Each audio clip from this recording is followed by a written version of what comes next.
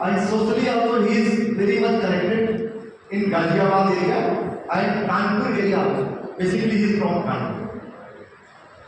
अमिताभ भंडारी ये उत्तरांचल से हैं लेकिन ये दिल्ली में रहते हैं। इनका ग्लोबल एक्सपोजर बहुत अच्छा है। Japan, Singapore, Thailand, Indonesia, UK, Australia इतनी कंट्रीज में उनका बहुत अच्छा एक्सपोजर है और इसमें इंडिया में वो एबीपी मार्केटिंग आईबीएम के पास है।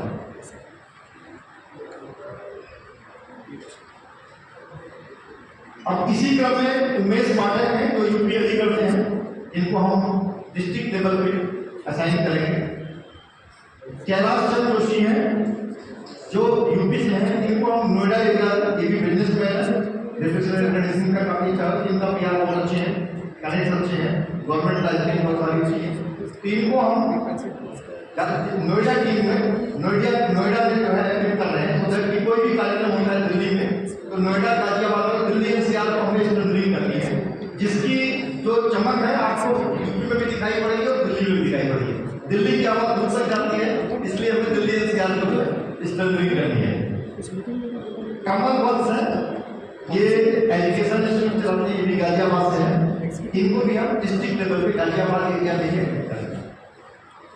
और इसी क्रम में सौरभ शर्मा है, ये भी यूपी और अलीगढ़ से है, इनको भी हम डिस्ट्रिक्ट लेवल पे अभी हम एक्टिवेट करेंगे। तो ये 12 लोगों की लिस्ट आप सभी को जारी कर देंगे, आप लोगों को उपलब्ध करा देंगे और आप लोग इसको रिव्यू करिएगा और एक सशक्त टीम बन करके हमें जो है इस 1 साल में होना है, ठीक है ना। और आप लोगों से और भी एक रिक्वेस्ट है कि जितना हम अपने संगठन को एक्सपेंड कर सकें, अच्छे लोगों को जोड़ सकें, प्लीज हमें संख्या। अभी कुछ दिन पहले हमारी एक सेमिनार थी जिसमें कि बहुत अच्छे लोग आए थे, तो उन्होंने मुझे 2 चीज बड़ा अच्छा लगा कि सबसे पहले तो प्रोफाइलिंग इंडस्ट्री ने कहा कि अगर आपने जिस दिन कह दिया कि मैं बीजेपी का या किसी कांग्रेस का विकल्प हूं, उसी दिन बीजेपी सपा को तो छोड़ देगी, बसपा को तो छोड़ देगी, सबसे पहले आप खत्म कर देंगे। तो सबसे पहले जो आपको स्ट्रेटजी बतानी है वो ये बतानी है कि आपको पार्टी की प्रोफाइलिंग करनी है और प्रोफाइलिंग ऐसे करनी है हम किसी के विकल्प नहीं है, हम स्वयं हैं, हमारा ये एक्टिविटी करना, मुझे ये करना है और उसमें हर अच्छे काम में हर आदमी के साथ है। तो एक प्रोफाइलिंग करनी है, उसका भी रोड मैप काफी लंबा है, I will explain to you. तो उसमें जो दूसरी शिक्षा मुझे मिली, मैं करता रहता हूँ। सबसे पहले कार्यकर्ता, उसके बाद कार्यालय, फिर पोस्ट, फिर कमेटी, फिर पार्टी। तो ये जो क्रम है ये हमें मेंटेन करना है। तो सबसे पहले किसी भी जो पार्टी के स्तंभ है वो कार्यकर्ता है ना, तो हमें उस पर एक्सपेंड करना है। और यूपी में हमारा जो लक्ष्य है वो बड़ा जोरदार है, और एमपी में भी कोई कमजोर नहीं है, एमपी वालों को ध्यान से मत बैठा कि बहुत लई से भी बढ़ जाओ, है ना। तो ये इसी क्रम में हम लोग एक्सपेंड कर रहे हैं। प्लीज आप लोग भी, अगर हम लोग 10-10, 12-12 अच्छे लोगों को एक काम की जरूरत है तो महीने में कम से कम हम 100-200 लोगों को जोड़ना शुरू करते हैं। और जो चैन मार्केटिंग का प्रोसेस होता है कि भाई आगे अपनी 10 जोड़, फिर नीचे वाला 10 जोड़, तो अगर इस रिएक्शन से हम काम करें, आशा है कि हम सब जिस नियत से आए हैं उसकी जो कमियां जो हम आज लेकर यहाँ पे आए हैं वो दोबारा ये चीज़ें अक्सर ना हो, इसलिए मैं आप सबसे यही कहना चाहूँगी कि पारदर्शिता का होना बहुत ज़रूरी है। पारदर्शिता कब आएगी? जब हम 1-to-1 बात करें या हम अपने एग्जीक्यूटिव मेंबर्स से या बड़े सीनियर से अगर हम कुछ कंसल्ट करके अगर चीज़ें करते हैं तो मुझे नहीं लगता कि हमसे कोई गलती होगी। जहाँ तक मेरा पर्सनल जो विचार है ये मैं कहना चाहूँगी कि मुझे ये लगा कि शुरुआत से ही गलतियाँ हुई। शुरुआत से गलतियाँ ऐसी हुई कि आपस में ही कुछ चंद लोगों ने मिलकर निर्णय ले लिए जो कि सही नहीं था। हम लोगों को ये सारी चीज़ें पता नहीं थी, फंड कहाँ से आ रहा है, कैसे आ रहा है। बाद में बहुत सारी बातें जब बिगड़ गई तब हम सडनली एक्टिव हुए। तो मैं चाहती हूँ कि इन फ्यूचर में ऐसा ना हो, क्योंकि हम सब नवोदियंस हैं, ज़्यादातर नवोदियंस हैं और बाहर से भी लोग हैं। और अगर हम राजनीति में आए हैं तो सिर्फ और सिर्फ ये विचार लेकर आए हैं कि हमको एक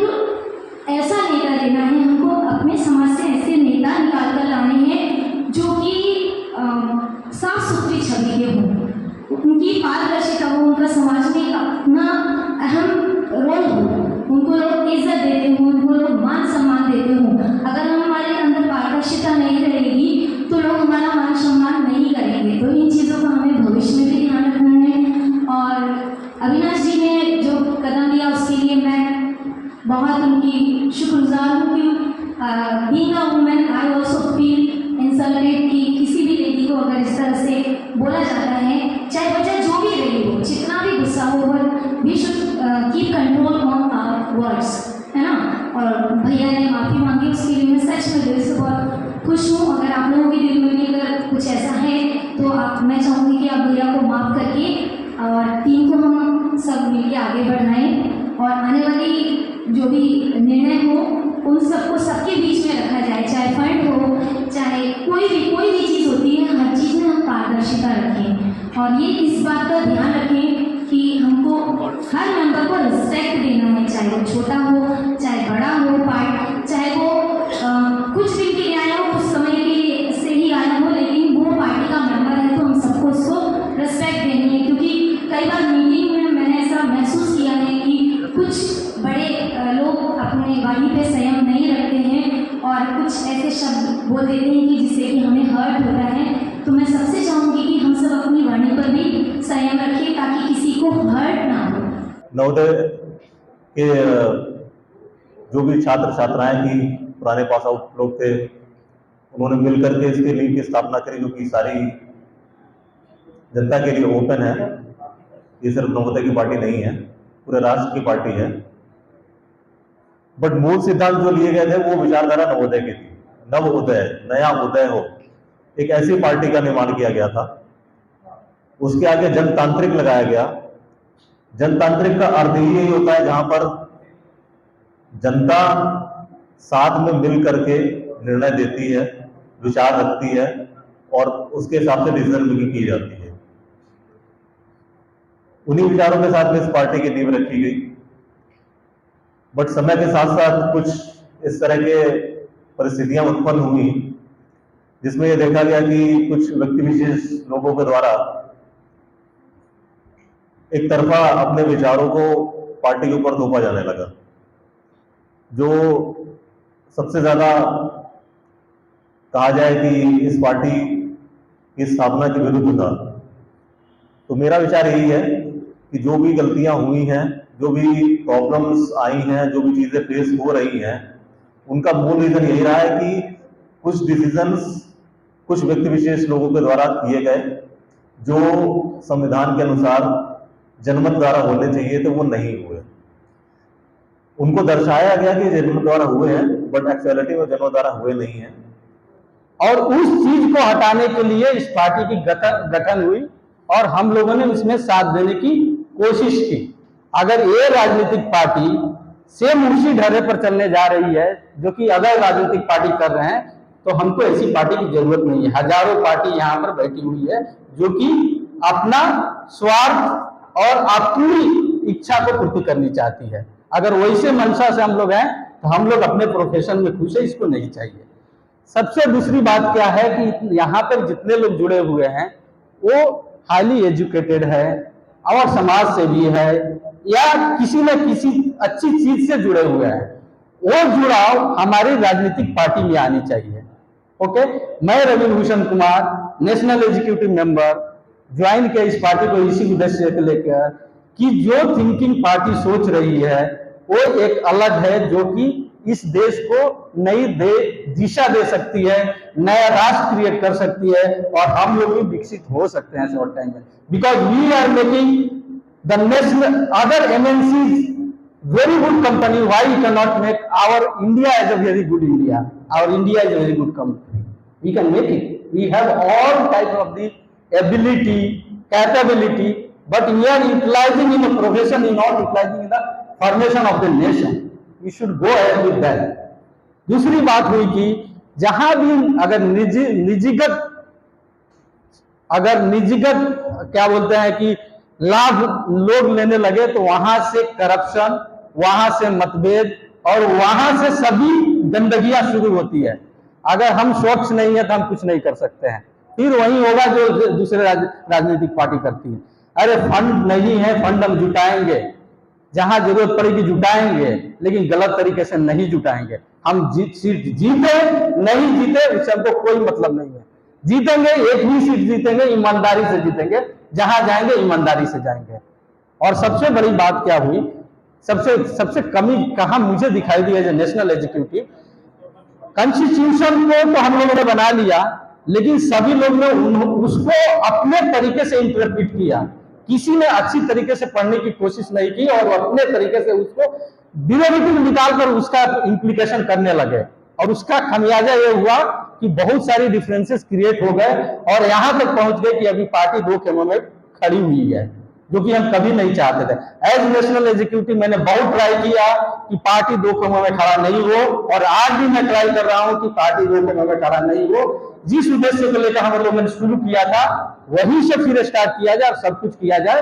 और मैं चाहता हूं कि जितने भी मेंबर्स हैं, please join together to make this party as a very good party, as a very good international party, not only national party. Make a milestone that we are going to create a history in this not country in the world। वो हमारी vision थी। और मैं सबसे बड़ा बात कर रहा हूं, सबसे बड़ी कमजोरी है कि नेशनल एग्जीक्यूटिव टीम एक्टिव नहीं थी।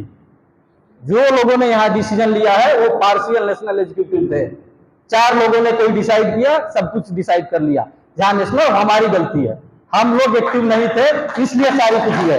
मैं यहाँ पे आह्वान करता हूं कि अब नेशनल एग्जीक्यूटिव टीम जाग चुकी है, सब कुछ समझ चुकी है, तो जो भी बदलाव होगा अब बिना नेशनल एग्जीक्यूटिव टीम के अप्रूवल से नहीं होगा। और जिसको मंजूर है वो मंजूर करे, नहीं मंजूर है नहीं मंजूर करे। दूसरी बात है कि मैं अपना प्रपोजल देना चाहता हूं कि पार्टी में 3 विंग्स हो। एक नेशनल एग्जीक्यूटिव जो कि सभी पॉलिसी डिसाइड करेंगे with help of national council members, और वो सभी धारा डिसाइड करेगी, पार्टी का मार्गदर्शन करेगी।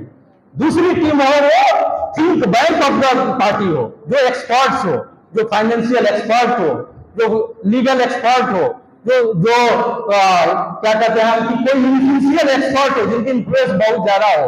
और जितने भी एक्सपर्ट हैं उनको एक साथ बनाया जाए और उनको दिया जाए फ्रीडम दिया जाए कि वो अपना एक्सपर्टाइज उचित तरीका से पार्टी में लाए, नेशनल एग्जीक्यूटिव के सामने रखे, नेशनल एग्जीक्यूटिव नेशनल काउंसिल के साथ मिलकर उसका दिमाग करे, नीति बनाए, जहां भी जरूरत हो वहां कॉन्स्टिट्यूशन को हम लोग चेंज कर सकते हैं। There is nothing that we can not amend the constitution, there is all right to make the amendment in the constitution, तो we are ready to amend the constitution whenever it is required, let's go for that.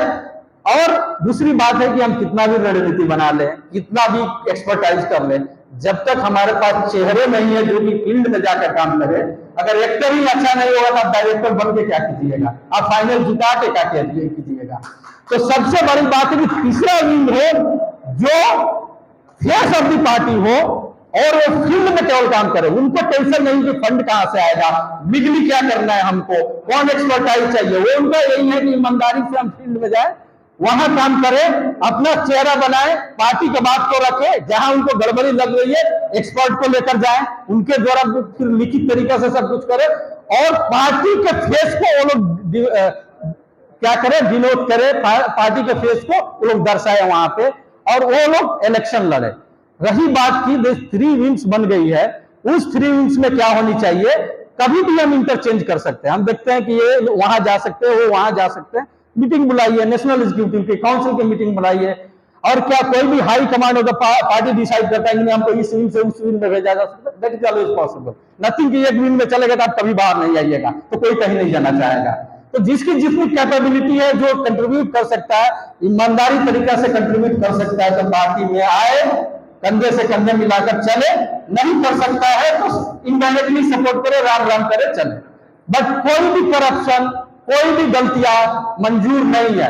अगर unknowingly कोई गलती हुई है तो क्षमा सभी के पास है, लेकिन कोई अपने आप को ये समझे कि मैं साथी हूं और साथी तरीका से कोई भी गलती करके निकल जाऊंगा, that is not accepted and national executive team will not accept.